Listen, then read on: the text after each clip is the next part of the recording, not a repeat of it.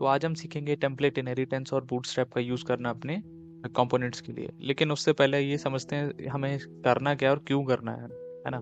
यहाँ देखते हैं हम। तो अगर हम यहाँ जाएं और ये सारे पेजेस देखें तो यहाँ एक चीज़ कॉमन है, वो है कि नैव बार है ना। तो होगा क्या, मैं इसको बनाना किस तरह से, HTML वाला पूरा कोड होगा। ठीक है, HTML वाला पूरा कोड किस तरह से होगा, इस तरह से पूरा HTML का कोड होगा और उसके अंदर हमें नैव बार बनाना पड़ेगा। सुंदर सा नैव बार जैसा भी हम बनाना जानते हैं तो नैव बार बनाएंगे। और क्या चीज़ें हैं, और यहाँ बटन्स वगैरह हैं, वो सब चीज़ें हमें बनानी पड़ेंगी मैनुअली। तो जिसको CSS नहीं आता उसके लिए प्रॉब्लम है, और जिसको आता भी है टाइम ज़्यादा लगेगा। ठीक है, एक हमारी प्रॉब्लम ये है कि इसको, ये सारी चीज़ें, छोटे छोटे बटन्स वगैरह और ये नैव बार, ये सब हमें खुद ही इसको डिज़ाइन करना पड़ेगा, है ना। और दूसरी समस्या ये है कि जैसे ये कंपोनेंट है, नैव बार है, तो ये मल्टीपल पेजेस पर यूज़ हो रहा है। यहाँ भी, यहाँ भी, यहाँ भी 3 पेजेस पे ये यूज़ हो रहा है, तो हम क्या इसको 3 बार लिखेंगे? और इसमें कोई चेंज भी नहीं है ना। कहीं चेंज होता तो समझ में भी आता कि लिखें चेंज, है ना। कोई भी चेंज नहीं है और ये कंसिस्टेंट भी रहना चाहिए। तो लेट्स से अगर मैं यहाँ का कलर चेंज कर दूँ, एक पेज पे यूजर डैशबोर्ड वाले पेज पे चेंज कर दूँ, तो दूसरे पे तो नहीं होगा। तो इसीलिए हमें चाहिए टेम्पलेट इनहेरिटेंस, यानी एक जगह हम जस्ट कोड लिखेंगे और उसको मल्टीपल जगह पे यूज़ करेंगे। तो ये फीचर है जिंजा 2 का। और सबसे पहले हम बूटस्ट्रैप को देख लेते हैं, बूटस्ट्रैप को कैसे हमें यूज़ करना है ना। सबसे पहले हमें इसको डिज़ाइन करना आना तो ज़रूरी है। तो हमें डिज़ाइन करना ही नहीं है। बूटस्ट्रैप पे क्या है, बूटस्ट्रैप पे आ गए हम, बूटस्ट्रैप 5 डालेंगे तो यहाँ आ जाएंगे अब इंट्रोडक्शन पे। तो यहाँ हाँ, तो यहाँ देखें कि मल्टीपल कंपोनेंट्स हमारे पास पहले से, बटन्स वगैरह सब चीज़ें हम यूज़ कर सकते हैं। तो यहाँ से हम क्या करेंगे, यहाँ से हम नैव बार यूज़ कर सकते हैं, ये वाला, कोई दिक्कत नहीं है। ये नैव बार है, इस नैव बार के लिए हम ये यूज़ कर लेंगे। ठीक है, तो बूटस्ट्रैप की वेबसाइट पे है, कंपोनेंट्स के अंदर नैव बार पे, आई थिंक, हाँ कंपोनेंट्स के अंदर नैव बार है।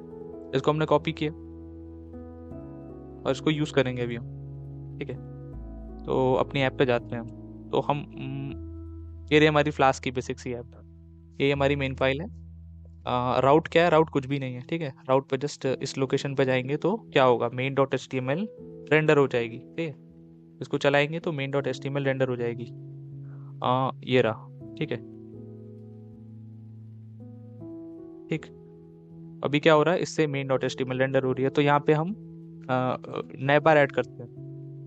नए बार ऐड हमने जो कॉपी किया था यहाँ से वो कर देते हैं। ठीक है, नए बार ऐड कर दिया तो आई होप यहाँ दिखना चाहिए।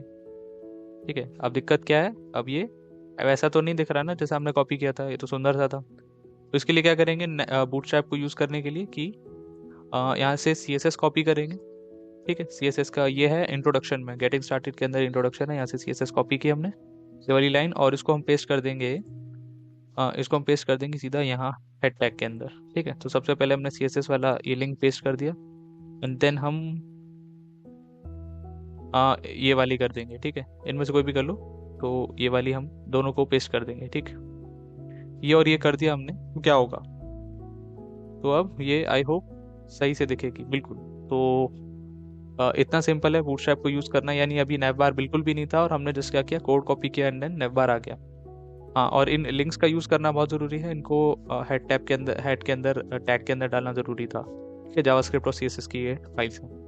ठीक है, तो नेक्स्ट चीज़ क्या है, नेक्स्ट चीज़ ये है कि अब इसको मल्टीपल जगह यूज़ कैसे करना है, उसके लिए भी सिंपल सा है ना। यहाँ अगर हम देखें तो किस तरह से करते हैं, एक्सटेंड्स का यूज़ करके करते हैं। अगर हम फ्लास्क को देखें तो, फ्लास्क के डॉक्यूमेंटेशन को देखें तो, ठीक है, तो हमारे पास प्रॉब्लम क्या है अभी, प्रॉब्लम ये है कि हमने तो बनाया ये main.html में।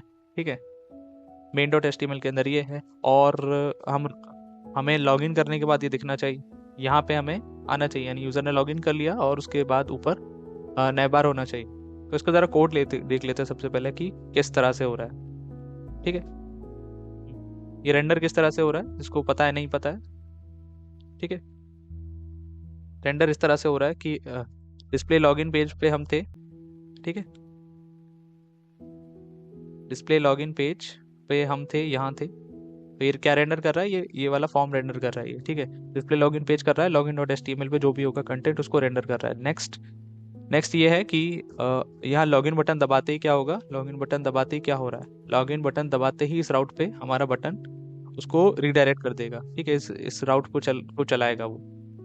और देन यहाँ पे अगर वो यूजर है तो वो क्या कर रहा है, dashboard dot H T M L पर जा रहा है। यानी इसका मतलब अल्टीमेटली हो ये रहा है कि इसको क्लिक करते ही हम कहाँ जा रहे हैं, हमें क्या दिख रहा है, dashboard dot H T M L, जो कि यूजर फोल्डर के अंदर है। सही, यूजर फोल्डर के अंदर हमारा dashboard dot H T M L है जो कि रेंडर हो रहा है। अब यहाँ पे हमें क्या करना है, यहाँ पे हमें करना है नए बार को लाना है। सही, तो नए बार कहाँ है, हमारा main dot H T M L में हमने कॉपी करके रखा था, ये रहा, इतना बड़ा नए बार है हमारा।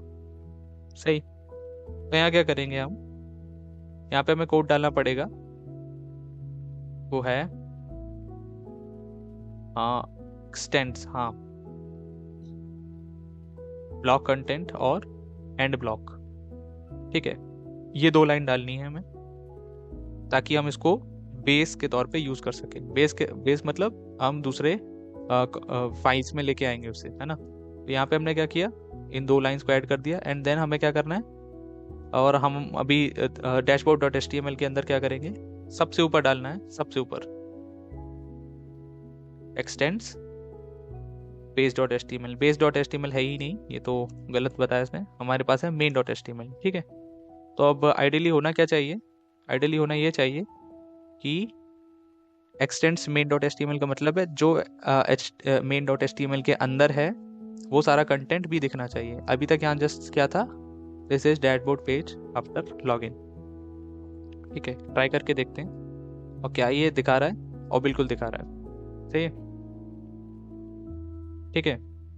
तो इस तरह से हम करेंगे, लेकिन अभी प्रॉब्लम है ना।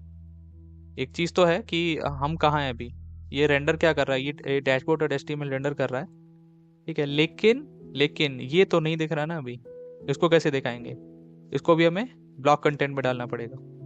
आ गया ब्लॉक कंटेंट एंड ब्लॉक। ठीक है, एंड ब्लॉक।